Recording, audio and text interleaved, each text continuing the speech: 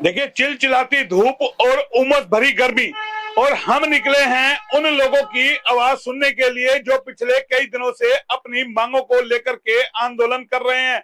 और आंदोलन कर रहे हैं वो कंप्यूटर ऑपरेटर जिनसे आप डीएल बनवाने जाते हैं, तमाम लाइसेंस वगैरह बनवाने जाते हैं, और ये कंप्यूटर ऑपरेटर है जो कहें ऐसी हुमस भरी गर्मी के अंदर यहाँ बकायदा नारेबाजी कर रहे हैं, लेकिन इनकी कोई सुनने वाला नहीं है। और इन लोगों को समर्थन देने के लिए तमाम संगठन आ रहे हैं, चाहे किसान यूनियन हो, चाहे अन्य नेता हो विपक्ष के, वो तमाम लोग यहाँ पर आ रहे हैं। लेकिन अफसोस और शर्म की बात यह है कि सरकार के कानों पर जूं नहीं रेंग रही है।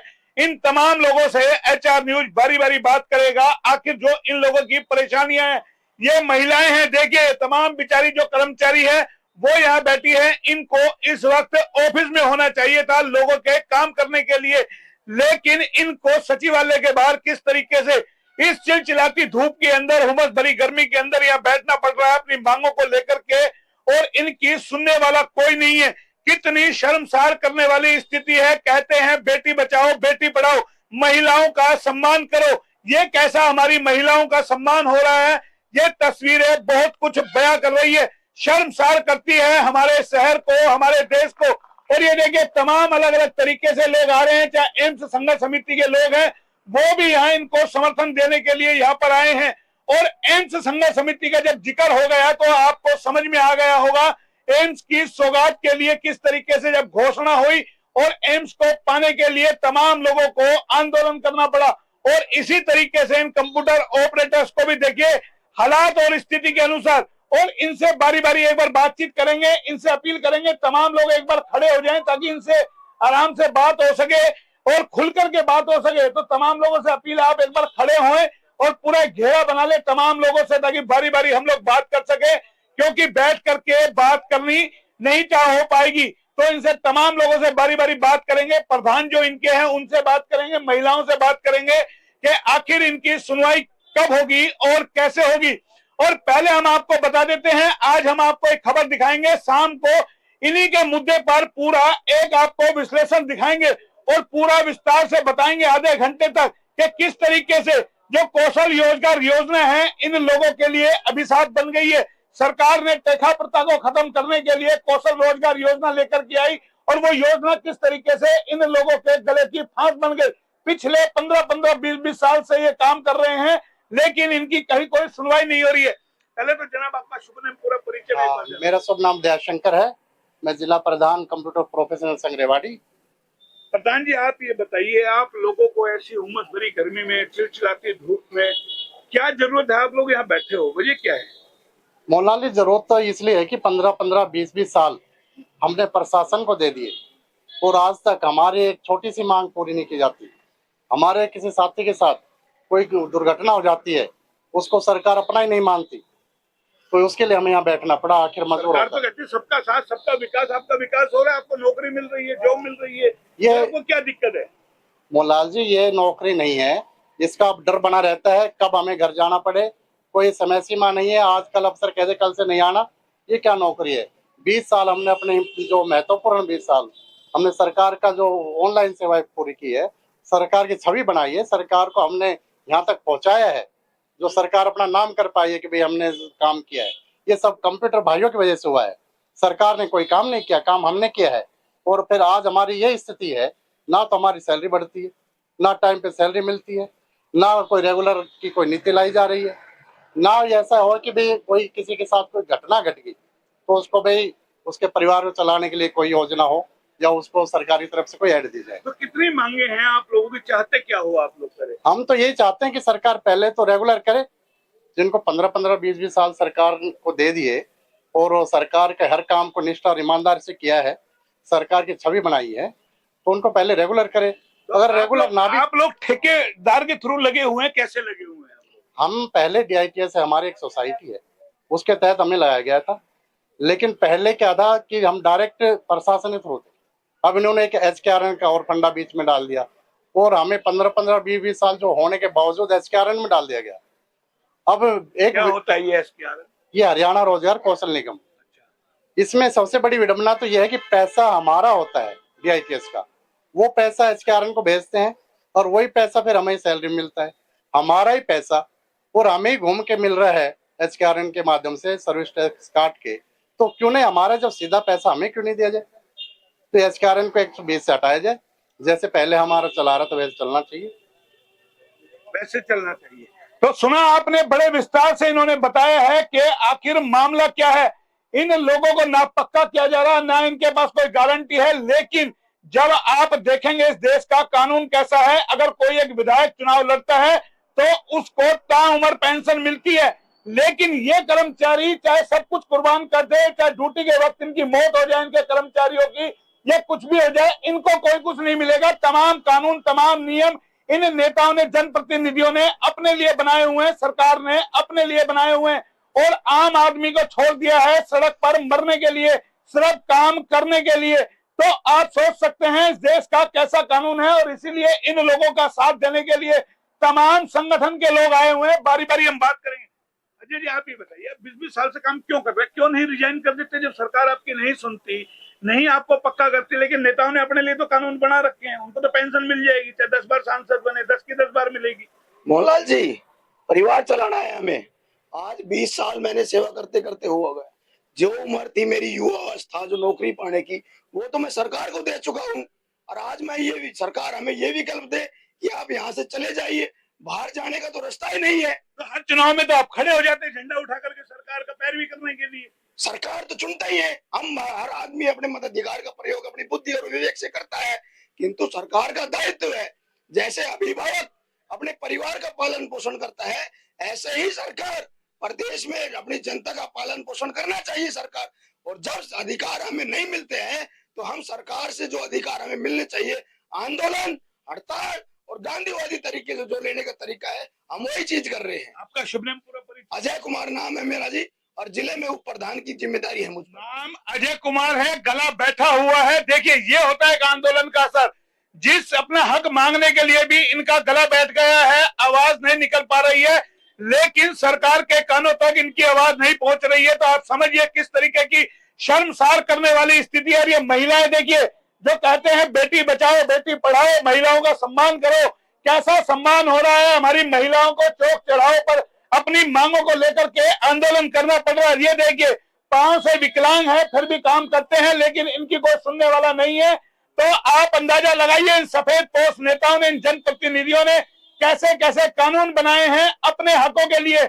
इनको बिजली के बिल फ्री मिलेंगे, इनको टेलीफोन फ्री मिलेगा, लेकिन जो ये कर्मचारी है, महिला कर्मचारी है, जो दिन भर अपने परिवार को छोड़ करके काम करेगी, इनको कोई सुविधा नहीं मिलेगी, कोई इनको छुट्टी नहीं मिलेगी, और किस तरीके से इनको आंदोलन के लिए सड़कों पे आना पड़ेगा। और यही वजह है कि तमाम जो सरकारें आई है उन्होंने अपना अपना फायदा किया है, किसी के बारे में कुछ नहीं सोचा। ये तस्वीर कहीं ना कहीं बता रखी है, और हम आपको दिखा रहे हैं कि किस तरीके से चुनाव का दौर है, विधानसभा के चुनाव आने वाले हैं। कल हमने आपको रेवाड़ी के सिविल हॉस्पिटल से दिखाया था, कौशल रोजगार योजना के कर्मचारियों ने जो है काले बिल्ले लगा करके, एक तरफ डॉक्टर, एक तरफ शिक्षक, एक तरफ लेक्चरर, एक तरफ पटवारी, तमाम लोग यानी कि अपने अपने तरीके से, चाहे ओपीएस की मांग को लेकर के जो धरने पर बैठे हो, हर चीज एचआर न्यूज आपको दिखा रहा है। लेकिन अफसोस ये है कि बड़े बड़े बयानबाजी के अलावा सरकार के पास करने के लिए कुछ नहीं है। और कितने कर्मचारी होंगे देश भर के अंदर या प्रदेश भर के अंदर, इनसे जानते हैं क्या इतना पैसा इन सरकारों के पास नहीं है जो इनको पेंशन दी जा सके, इनके लिए नियम लागू किए जा सके। शुभ नाम मैडम आपका? सुमन नाम है मेरा। सुमन जी, हाँ जी। आपको तो ऑफिस में होना चाहिए, यहाँ क्या ले रहे हो आप? सर, अपने हक की लड़ाई के लिए बैठे हुए यहाँ पे हम। कैसा हक चाहिए आप लोगों को? हमें समान कार्य समान वेतन चाहिए, हमें अपनी जो नौकरी है वो नियमित चाहिए। तो दे तो रही है सरकार, तो सरकार ने दे दिया होता तो हम यहाँ क्यों बैठे होते, बताइए। क्या चाहिए आपको? क्या गारंटी चाहिए आपको? हमें चाहिए हमारी या तो नियमित कर दे जितने भी हमारे साथी है उनको, या हमारी 58 साल की जो सर्विस है उसको निश्चित कर दे कि 58 साल तक आपको किसी भी प्रकार से कोई परेशान नहीं करेगा। क्यों करते भाई? नेताओं ने अपने लिए कर रखी है गारंटी, वो तो पेंशन लेंगे, आपको क्यों करते हैं भाई? उनके लिए हम काम करते हैं। वो नेता कैसे बने? हमारी वोटों से बने। उनके काम कैसे चलते हैं? कंप्यूटर ऑपरेटर के द्वारा चलते हैं, ना कि उनके द्वारा। हम काम करते हैं जब भी उन्हें नंबर 1 मिलता है। हमारी वजह से ये सब कुछ हो रहा है। आपकी बात पहुंचती है मोदी जी तक, सीएम तक, हमारे साहब तक, खट्टर साहब तक, तमाम लोगों तक पहुंचती है? आपके सांसद मोदी आए आपके पास? बीच में विधायक आपका आया, जनप्रतिनिधि को? हमारे विधायक आए हैं यहाँ पे, हमने उनसे भी बात की है विधायक चिरंजीव है जो हमारे यहाँ के रेवाड़ी के, उनसे भी हमने बातचीत की है, उनको भी हमने अपनी समस्याएं बताई है। उन्होंने शीतकालीन सत्र में हमारी मांगे आगे सरकार के पास रखने के लिए बोला गया है। भाई सरकार तो पहले उनकी भी थी, 10 साल पहले उनकी सरकार थी, तब भी आप लोग काम कर रहे थे, तब उन्होंने क्यों नहीं किया? उनके टाइम में जो पॉलिसी चली आ रही थी वो इस सरकार ने बंद कर दी। अगर वही पॉलिसी चली आती तो क्या पता हम भी पक्के होते आज तक। ये एक विडंबना है, सरकारें बदल जाती है, पॉलिसियां बदल जाती है और ये वहीं की वहीं ठहरे हुए रह जाते हैं, ये स्थिति है। और सत्ता पक्ष का शायद ही कोई नेता यहाँ पे आ रहा हो, और चुनाव के लिए कहीं टिकट मांगने के लिए रेवाड़ी के अंदर 1 दर्जन से ज्यादा उम्मीदवार है जो टिकट मांग रहे हैं, विधायक बनने का सपना देख रहे हैं कि पार्टी हमें टिकट देगी, लेकिन इनकी टिकट के बारे में कोई नहीं सोच रहा है कि ये लोग वोट भी देंगे, क्यों ना इनके बारे में सोच लिया जाए, इनके पास जाए, सत्ता हमारी है, बात करें। और विपक्ष के लोग आ रहे हैं क्योंकि उन्हें भी अपने वोट चाहिए, अपनी राजनीति चाहिए, हमारी सरकार बन जाएगी, तो वो आश्वासन यहाँ पर दे रहे हैं। जो लोग आ रहे हैं आपको आश्वासन दे रहे हैं, आपको उम्मीद है कि अब वो अगर सत्ता में आएंगे तो करेंगे आपके लिए काम? देखो, जैसी वो सरकार थी ऐसी ये है, ये सुनती तो वो भी सुन लेंगे। उम्मीद तो कुछ है नहीं, लेकिन फिर भी उम्मीद के ऊपर दुनिया कायम है। कम शब्दों में बहुत बड़ी बात कह दी, तू काना मैं खोड़ा, राम मिलाए जोड़ा, घना नहीं तो थोड़ा। तमाम लोग एक जैसे मिले हुए हैं और इनको ऐसे ही आंदोलन करना पड़ेगा, ऐसे इनको धरना प्रदर्शन करने पड़ेंगे और ये लोग इसी तरीके से आंदोलन करते रहेंगे। सिर्फ डर है तो इन नेताओं में चुनाव का डर है, और चुनाव में अगर ये किसी को सबक सिखाएंगे, किसी से पक्का वादा करेंगे, तो ही इनको उम्मीद है कि इनकी नौकरी पक्की हो सकती है। जो ये बातें कर रहे हैं, तमाम जो लोग समर्थन देने आ रहे हैं, बात करेंगे इनसे। देखिए, ये एम्स को लेकर के इन्होंने दाढ़ी बढ़ाई थी और बड़ा हमने लगातार आपको दिखाया था कि किस तरीके से एम्स को लेकर के जो सौगात, बड़े बड़े दावे और वादे किए जा रहे थे कि एम्स बनेगा, और एम्स को लेकर के कितने इन्होंने आंदोलन किए, तब जाकर के कहीं सरकार झुकी। लेकिन आज दावे किए जाते हैं कि रेवाड़ी में एम्स बन गया, जबकि अभी बना कुछ भी नहीं है, तैयारियां चल रही है। कब बनेगा, कब ओपीडी होगी, कब इलाज होगा, ये भी देखना होगा। जनाब, पहले शुभ नाम आपका? मेरा नाम ओम प्रकाश सेन। ओम प्रकाश जी, आप तो बड़े आंदोलनकारी हो, कभी दाढ़ी बढ़ा लेते, आप दाढ़ी क्यों नहीं बढ़ाते इन हकों के लिए? सेक्रेटरी एम्स संघर्ष समिति मणिठी। वो ठीक है, आप दाढ़ी क्यों नहीं बढ़ाते? ये आपके भाई बंद सड़कों पे बैठे हैं पिछले कई दिनों से। एक वर्त एक दफा ही किया जाता है। मैं भाइयों को आश्वासन करवा चौथ हर साल आता है, महिला आपके लिए हर साल लगती है, तो ये दिन लगती ना, ये मेरी, तो ये चीजें नहीं होती। ये मेरी बहन बेटियां, मेरे बेटे वगैरह सारे हैं। और मैं इनको 1992 से जानता हूँ। मैं डीसी ऑफिस में था और इसी DITS को कंट्रोल करता था। हमने एक सुझाव भी दिया था, अगर भाई सरकार से जो DITS के पैसे मिलते हैं उनको एक शीर्ष बना दिया जाए, जैसे हमारे अपने वेतन के लिए शीर्ष होता है, उसी प्रकार से। मेरा सवाल ये, सांसद आपके, आप सांसद से जुड़े हुए, क्यों नहीं उनसे बात करते, क्यों नहीं मुद्दा उठाते? सरकार में वो भी तो है, के अंदर है, क्यों नहीं यहाँ पर आकर के सांसद साहब मिलते? ये उनका अपना चरित्र है, सांसद आए या ना आए, हम उनको लाना भी जानते हैं और लाकर भी रहेंगे। ये उनको मजबूरी है, वो जरूर आएंगे। और एक मैं आपको ये भी आश्वासन देता हूं कि यहाँ आने वाले बावड़ क्षेत्र के में और रेवाड़ी में, बावड़ क्षेत्र में भावी MLA की लाइन में 54 कैंडिडेट हैं कांग्रेस के, और इतने ही बीजेपी के होंगे, इतने ही इनल्ला के होंगे, इतने ही बसपा के होंगे। लेकिन इन लोगों का चरित्र वही है जो आज इस सरकार का चरित्र है। कहने के मतलब ये जो पद से बाहर रहते हैं, जब तो ये पूरी बड़ी बातें कहते हैं, लेकिन ये आने के बाद, पद पर आने के बाद वही उनका चरित्र रह जाता है, रह जाता है। सुल्फा यार किसके दम लगाए खिसके, वो वाली स्थिति है। आएंगे, बैठेंगे, दावे करेंगे, वादे करेंगे, सत्ता आते ही किस तरीके से मुंह मोड़ लेंगे। और आज आपको दिखाएंगे, हालांकि कई बार हम पहले दिखा चुके हैं, किसान नेता जो हर आंदोलन में पहुंचते हैं, लगातार कोशिश करते हैं कि किसी तरीके से आवाज उठे। तो ये हमारे साथ समय सिंह जी है, जानते हैं किसान नेता, किसानों की लड़ाई लड़ते लड़ते कर्मचारियों की आवाज में भी पहुंच गए हैं, कर्मचारियों की लड़ाई में भी पहुंच गए हैं। क्या इनकी सुनवाई होगी? अरे आप तो किसान नेता हो, वैसे सड़कों पे उतरते हो, तमाम चीजें करते हो, क्यों नहीं सांसदों का घेराव करते, क्यों नहीं जाते? ये भाई साहब ने एक बात कही, सांसद आएगा। मैं वादा करता हूँ, राव इंद्रजीत सिंह आज तक किसी धरना में नहीं गया है, वो नहीं आएगा। और अहिरवाल का सत्यानाश मारनिया, और ये जो मजदूर या कंप्यूटर जो हमारी बहन बेटियां बेची है, ये हमारा MP की वजह से बैठी है। हम लोग तो एक बात कहते हैं, बीजेपी सरकार को पोर्टल उनको लागू करने में इन कंप्यूटर वालों की मेहरबानी है। अरे भाई 15 अरे समय सिंह जी जोश में आप आ रहे, 15 साल हो गए, पहले पूर्व की सरकार में भी थे।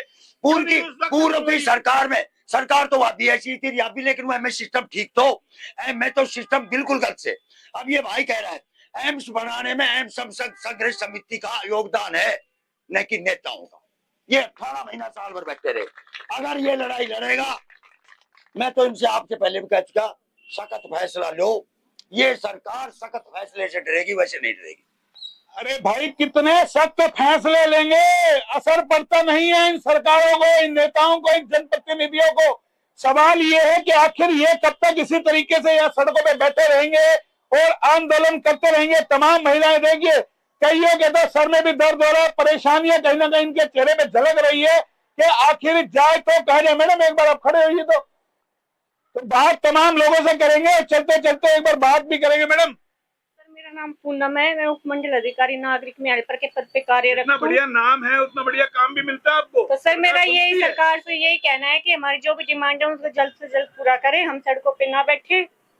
हम भी अपने परिवार को छोड़ के यहाँ बैठे हुए हैं, तो सरकार हमारी बताइए रेवाड़ी में है कितने कर्मचारी ऐसे जिनको सरकार को दिक्कत आ रही है कि खजाना खाली हो जाएगा अगर आपको पक्का कर दिया, पेंशन तनख्वाह आपकी बढ़ा दी, तो ऐसे कितने आपके रेवाड़ी में और पूरे हरियाणा में कितने लोग हैं ऐसे? 85 सर। रेवाड़ी में 85 लोगों को हाँ तनख्वाह कितने दिनों से नहीं मिली? सर तनख्वाह किसी को 8 महीने की नहीं आ रही, किसी को 6 महीने की नहीं आ रही, सबकी घर गृहस्थी है, सबको प्रॉब्लम होती है। तीसरी अर्थव्यवस्था बनने जा रहा है, 3 ट्रिलियन होने जा रहा है। मोदी जी कह रहे हैं कि बोला हमारे पास तो घर घर में अरबोपति लोग होंगे। सर बिल्कुल होंगे, पर हमारे तो इन्हीं सैलरी से गुजारा होता है। सरकार से गुजारिश है कि हमारी मनोमानों को पूरा किया जाए। पूरा किया जाए। जोधपुर का भाड़ा नहीं, अमेरिका में प्लॉट लेने की बात करते हैं, बड़ी बड़ी बात करते हैं कि अर्थव्यवस्था ये हो गई, और ये कितनी शर्मसार करने वाली है। 85 लोगों को हर महीने देने के लिए पैसा है नहीं सरकारों के पास, और बात की जाती है बड़ी बड़ी। जनाब आप खड़े होंगे एक बार, आप कहाँ से आए हैं? पढ़े हुए लग रहे हैं मुझे तो आपके। पढ़े लिखे लग रहे हैं? हाँ बिल्कुल पढ़ा लिखा हूँ, बीए पास हूँ। बीए पास? LLB कर रहा हूँ। नहीं करता था, अब रिटायर हो गया। अच्छा, LLB की हुई है? LLB कर रहा हूँ। तो फिर क्या फायदा आपकी LLB का? आप कुछ दिला नहीं सकते कानून? खुद ही को कर बुलंद इतना कि खुदा बंदे से पूछे कि बता तेरी रजा क्या है। हमारे इन कंप्यूटर ऑपरेटरों को इतना बुलंद होना पड़ेगा, इतना मजबूत होना पड़ेगा कि सरकार यहाँ आके घुटनों के बुलाए और इनसे पूछे कि बताओ आपका क्या काम। 85 लोगों को देने को 85 लोग नहीं है, 85 लोग नहीं है, इनके पीछे 85,000 लोग हैं, 85 लाख लोग हैं। ये 85 नहीं है, एक जिले में है, ये हर जिले की बात है, 23 के 23 जिलों की बात है। तो देश तो बड़ा अर्थव्यवस्था बन रही है, तीसरी अर्थव्यवस्था 80 करोड़ लोगों को फ्री राशन मिल रहा है। अर्थव्यवस्था में 80 करोड़ लोगों को फ्री राशन नहीं मिलता। अगर ट्रिलियन होती है तो फ्री राशन नहीं दिया जाता। ये आप समझदार है, आप सारे घूमते हो। क्यों बोलते हमारे बड़े बड़े कहने को कुछ भी करे, जब आपके सामने इनको तनख्वाह देने के लिए नहीं है तो ट्रिलियन कहाँ से आ गई, ये बताइए ना। सुनिए आपने कि पैसा देने को है नहीं, जुबान है बिना हाड़ मास की, बड़ी बड़ी फेंको, बड़ी बड़ी बातें करो, तमाम चीजें करो, लेकिन ये हमने आपको दिखाया किस तरीके से आंदोलन स्तर पे। शाम को इनके और कर्मचारियों से ऑनलाइन चर्चा करेंगे ताकि हरियाणा सरकार के कान खुल जाए, क्योंकि आने वाले दिनों में विधानसभा चुनाव है और यही एक मौका होता है कि सरकार इनकी मांगों को माने, इनको पक्का करे।